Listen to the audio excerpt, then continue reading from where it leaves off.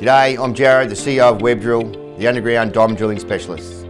And today we're going to be discussing our sea container and workshop setup. Let's get right to it. At Webdrill, we are a little OCD, mainly me, to be honest, and we like to keep our gear in a very orderly fashion.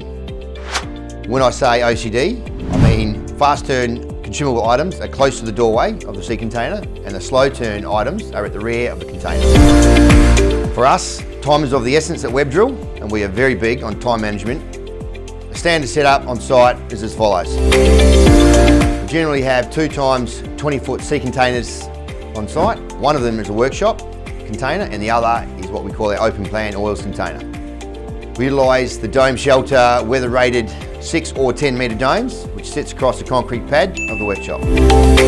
Subject to office space availability offered by the client, we will hire a 20-foot sea container office from Royal Wolf, which sits at the back of the workshop, forming a U-shape. Bunded oils and muds and fluids are down the outside of the sea container. Concrete pad is a 6 metre by 8 metre pad, which forms a 2 metre concrete apron out the front of the workshop. So that when we open the sea container doors and the crews are entering, we're still standing on a concrete apron.